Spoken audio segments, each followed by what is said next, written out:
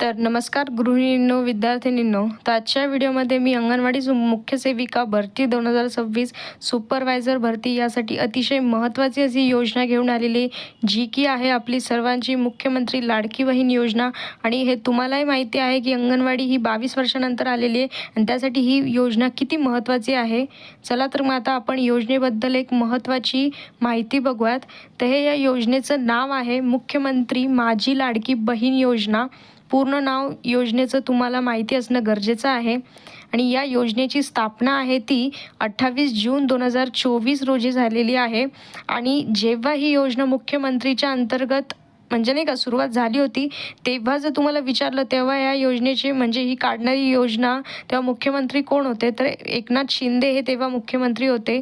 आणि दुसरी गोष्ट म्हणजे ही 28 जून 2024 रोजी स्थापना तर झाली, पण याचा जो पहिला हप्ता होता तो पहिला आणि दुसरा हप्ता हा ऑगस्ट 14ला वितरित करण्यात आलेला होता. हे लक्षात ठेवा. एकूण 3,000 रुपये पहिल्या हप्त्यात वितरित केले होते. आता आपण या योजनेची जी प्रस्तावना आहे ती बघूयात. ती ही महाराष्ट्र शासनाने महिलांच्या आर्थिक स्वातंत्र्यासाठी, त्यांच्या आरोग्यासाठी आणि पोस्टमध्ये सुधारणा करण्यासाठी ही योजना सुरू केलेली आहे. जर तुम्हाला विचारलं परीक्षेत असाही प्रश्न येऊ शकतो की ही योजना का बरं सुरू करण्यात आली, तर ही योजना पहिले तर महाराष्ट्र शासनाने सुरू केलेली आहे. आणि कोणत्या विभागाअंतर्गत, तर महिला व बालविकास विभाग अंतर्गत या योजनेचं सुरुवात झालेली आहे. आणि महिलांच्या आर्थिक स्वातंत्र्यासाठी, त्यांच्या आरोग्यासाठी आणि पोस्टमध्ये सुधारणा करण्यासाठी ही योजना सुरू करण्यात आलेली आहे.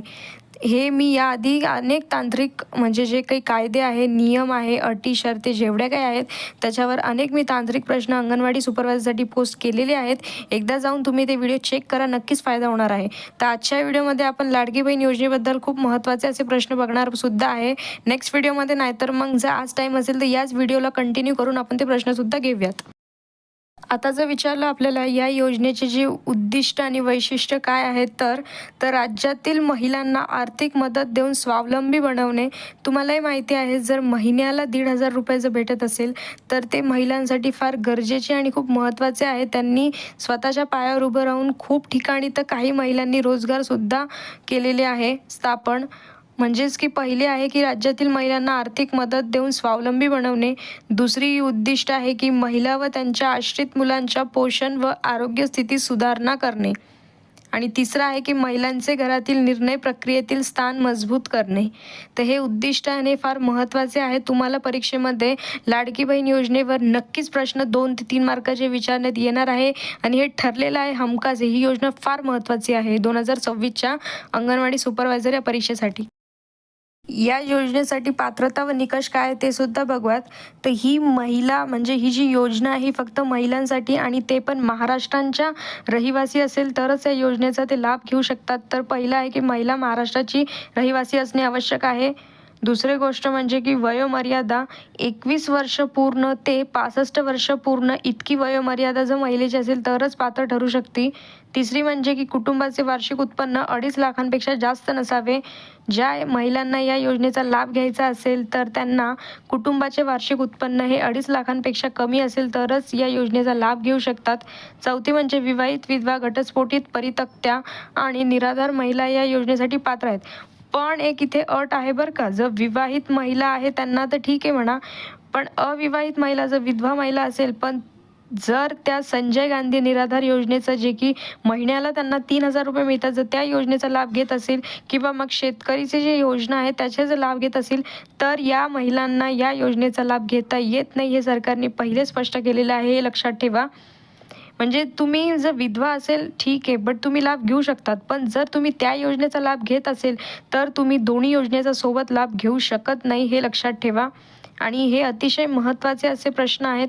याच्यावर मी तुम्हाला फार महत्त्वाचे असे जे की परीक्षेला येऊ शकतात ते प्रश्नसुद्धा मी तुमची याची तयारी करून घेणार आहे. त्याच्यामुळे सांगते की माझ्या चॅनलवर शेवटपर्यंत तुम्ही व्हिडिओ बघत जावा, कारण की याचा नक्कीच तुम्हाला फायदा होणार आहे. आता आपण या योजनेचा लाभ काय आहे ते बघूयात.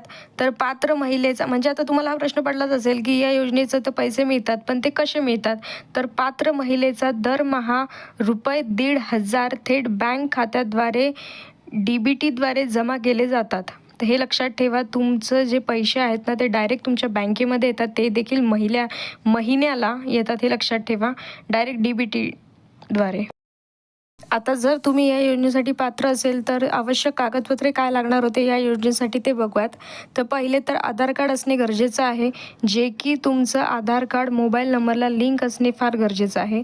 दुसरं म्हणजे महाराष्ट्र राज्याचे आदिवासी प्रमाणपत्र, म्हणजे जर तुम्ही डोमासाईल असेल तुमच्याकडे, म्हणजे नाही का, जर तुम्ही महाराष्ट्र राज्याचे आहे तर तुम्हाला डोमासाईल हे पत्र गरजेचं आहे, किंवा मग 15 वर्षापूर्वीचे रेशन कार्ड, मतदार कार्ड, ओळखपत्र असणे गरजेचं आहे. तिसरं म्हणजे उत्पन्नाचा दाखला 2.5 लाखांपर्यंत किंवा पिवळे केशरी रेशन कार्ड, बँक पासबुकची प्रत, आधार किंवा असणे अनिवार्य आहे आणि हमीपत्र आणि अर्जदाराचा फोटो असणे गरजेचं आहे. तर अशाच प्रकारचे आणखी व्हिडिओ बघण्यासाठी आपल्या चॅनलला लाईक, शेअर आणि सबस्क्राईब करा. नवीन असेल तर फॉलो करायला विसरू नका. धन्यवाद. आणि मी या योजनेवर जेवढे काही महत्त्वाचे प्रश्न जे हमखास आणि म्हणजे नाही का येऊ शकतात परीक्षेला, त्याच्यावर मी लवकरात लवकर एक व्हिडिओ बनवणार आहे. तो देखील तुम्ही बघा, कारण की तुमची मग पूर्ण कन्सेप्ट क्लिअर होऊन जाईल.